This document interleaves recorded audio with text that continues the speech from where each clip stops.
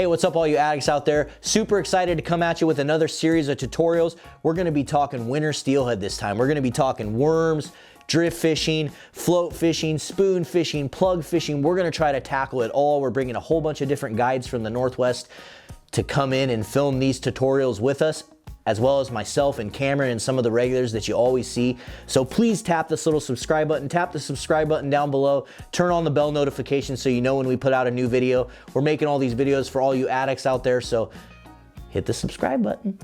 And with that being said, the first video that I'm gonna film today, we're gonna talk about float fishing worms with a fixed float setup.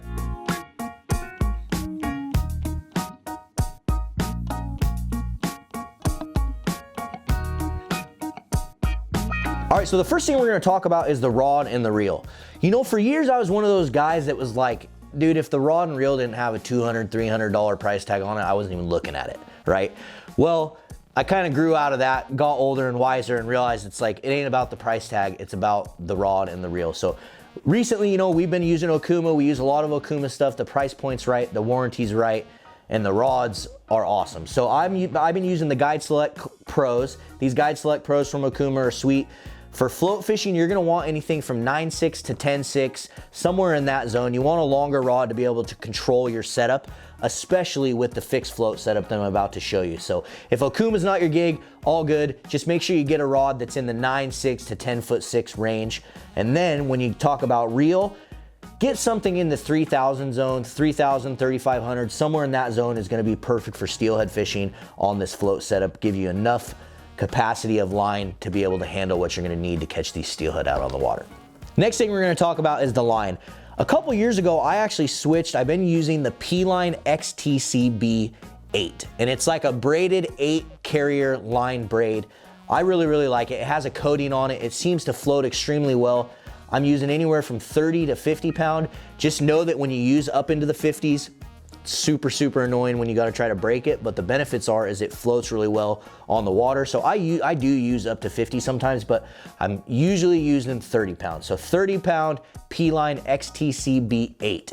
If you're not familiar with P-Line, or you don't want to buy P-Line, or you can't find P-Line, any braided line out there will work. Just go to the store and try to get a braided line, but try to find one that's either coated so it has a little bit of floatability, or any of the 8 carrier braids will float well. Anything like that, just try to get a braided line though. I highly suggest braided line for when you're float fishing, and then high vis so you can see what you're doing. Really quick, because I know a couple of you guys are gonna ask already. I know the comments are coming. This is an Okuma Inspira reel. These Inspiras are pretty nice, super durable, good price point. Okuma Inspira, that's the reel. Also, all the products that we're talking about, guys, I'll go ahead and throw the links down in the video description so you guys can go check out the links, get them on Amazon or do whatever. If you guys want to purchase the products, I'll put the links down below so you guys can go find them. All right, so now that we've broken down your setup, your rod, your reel, your line, let's talk about your leader material. A few years ago, it's probably been freaking 5 or 6 years now, I switched exclusively to fluorocarbon. You know, fluorocarbon's come a long ways in the days of steelhead fishing, so a lot of good quality stuff out there now. The P-Line SS, specifically for salmon and steelhead, is the stuff that I've been using. Super abrasion resistant, super durable, awesome line. So when you're pulling out your leader material, I usually typically pull out arm's length. So arm's length, just like that. That's about how much I'm gonna fish when I'm fishing my fixed float setup. So I'm gonna take my Gerber scissors here, chop that off. And so there you go. You got about 4 or 5 feet of that leader material. And now what we're gonna use is we're gonna use the double uni knot. This is the knot that I use to attach my braid to my fluorocarbon. It's a double uni. There's a million of these knots that you can use that will attach braid to another leader material like fluoro or mono. So just go search online. We have some videos coming as well on knots, so you guys will be able to find those on our channel as well. But yeah, double uni, that's the knot I'm gonna use. So basically you're just gonna cross your line here, your braid and your fluoro. You're gonna take your braid and loop it. You're gonna hold on to that there, and then you're gonna wrap it through 5 times. 2, 3, 4, 5. And then you're gonna pull that snug, and then you're gonna take your fluoro and do the exact same thing there. I'm gonna loop it and wrap it around 5 times. 1, 2, 3. The floral is a little bit harder. 5, and then with the floral, I always make sure that I get it a little wet. Floral has a tendency to burn, so you don't ever want it to burn. So I get that just a little bit wet before I cinch that knot down. And then what you're gonna do is you're gonna take the 2 knots and you're gonna pull them together, just like that. And there you go. You got yourself a double uni knot. Dude, I'm telling you guys, these Gerber scissors, I know we preach about them all the time, but these things are freaking amazing. Watch how these things cut this braid. No tension on it, no nothing. You're gonna get up there, just like that, like butter, just like butter. And there you go. Now you got a nice little sleek, clean knot. You're attached. Now we're gonna talk about the business end of the fixed setup. So we're talking about fixed floats here. I'm trying to get this all untangled. We're talking about fixed floats here. And what I mean by fixed float is it's affixed onto the leader. So it's not gonna be sliding. It's not gonna be freely floating on the line. It's actually gonna be fixed to the line in some sort of way. We use these addicted floats that we actually helped Arrow Fishing make. These are addicted floats, AF7s. You can find them online. Hopefully be able to find them on our website soon. But yeah, these are the floats that we use, but any fixed float out there will work. There's a million different fixed floats at the store. Just go check them out. Find the one that you like. I know Phil makes one that we used for years. Just go try to find the one that you prefer the most. So basically what the way this AF7 works is it affixes to the line using 2 pieces of surgical tubing. So basically we're just gonna take the surgical tubing off the bottom, take this surgical tubing off the top, and then what we're gonna do is the AF7 has actually a tube that you're gonna thread through. So you're gonna put your leader material, oh wait, I missed a step, sorry guys. First of all, you're gonna put your first piece of surgical tubing on there. So put your top piece of surgical tubing on there first. Then you're gonna take this, you're gonna slide that in through the tube. And then you're gonna put your second piece of surgical tubing on there. And then you slide those pieces of surgical tubings onto the bottom and the top of the shaft of the float. And then it's gonna be fixed onto the leader. Just like that. All right, so the benefits to the fixed float, guys, and using the fixed float setup out here when you're worm fishing in particular is how quick you can slide it up and down. So when you're fishing on a river you don't know, or if you're in the front of the drift boat and you gotta make quick casts, or the front of the raft and you need to make quick casts to get into areas, you can slide this float up and down the line super, super fast to adjust your depths. Some other advantage to the fixed float, it really, really helps you identify what your setup is doing. It's really basically it's an indicator. It's an indicator that's showing you what your setup is doing. If it's pointing a certain way downriver, you could be dragging. If it's pointing another way, you could be not fishing deep enough. So let's get our worm tied on here and show you guys kind of what I mean there. So with the worm, what we're gonna do is we have an 1/8 ounce jig head, and this is a 6-inch Mad River worm that we've cut down to 4 inches. And what I'll show you guys there, take one of our addicted steelhead worms out here. And what I mean by that is you can see the collar right here. We're gonna take this collar and we're gonna chop her. Just like that. So now what we've done is we've taken a 6-inch worm and we've made it a 4-inch worm. Now we're gonna thread that onto the jig head just like so. You're gonna kind of eyeball it to see when you think you need to pull it out of there to make it straight on onto the shaft of the jig head. Mine was a terrible guess, but you guys get the idea. And that's what she looks like. All right, so now affixing, you're gonna take your fluorocarbon leader. I just use a basic fisherman's knot to get your worm on here. I'm gonna basically just wrap that 6 or 7 times. Once again, with the fluorocarbon, you always want to make sure that you wet that knot before you clinch it down so you don't cause any burns on the fluoro.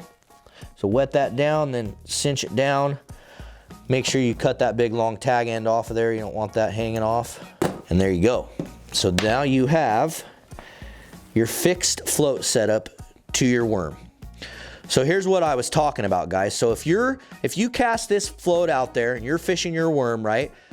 And it's floating straight up and down, and then all of a sudden it's floating down river and it starts to do this, right? Starts to point up or point downriver like that, what that's telling you is this float is indicating to you that you're dragging the bottom.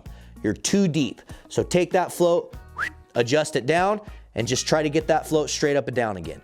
Now, if you cast out there and you notice, say your float's not straight up and down. Say you notice that it's like kind of swirling around, or it's kind of just doing some funky things, you know, it's not straight up and down, right? What that's telling you is that your jig or your setup or your worm, in this instance, your worm, is not getting down in the water column. Your worm's not sinking down and it doesn't have enough weight to keep that float down and suck it down. So what you're gonna wanna do in that instance is add some more weight to the worm. Maybe switch from an 1/8 ounce to a 1/4 ounce jig head. You can do some random things there to try to achieve the right presentation in different water. All right, everyone, so now let's talk a little bit more in depth about worms. You know, so the infamous saying is pink worm, right? Everyone knows about pink worms. Everyone knows that that's kind of what has been the staple for years now in steelhead fishing. But the nice thing is there's a lot of companies out there making worms now, including addicted steelhead worms, where you can get a variety of worm colors to test out on the water and use in different scenarios. And if you're one of those guys or gals out there that's like, I cannot catch a fish on a worm, I promise you, you're just using the wrong color. So come in here close, Sean, and let's go over some of these and talk about why we have all these different color worms. So why are we using all these different color worms, and in what scenarios would we be using them, and why do we have a million different color jig heads? You know, you can kind of get lost. You can really get lost out there in colors and why and what to use in different scenarios and why. But here's some really simple tips to go by. If the water's low and clear, use some subdued colors. Use some lighter colors like some reds, or red pearl addicted worm. You got the black worm with the chartreuse tail from Mad River. You got the black worm with the pink tail from Mad River. You know, use the nightmare worm from Mad River. Use some more subdued, lighter colors when the water's clear, okay?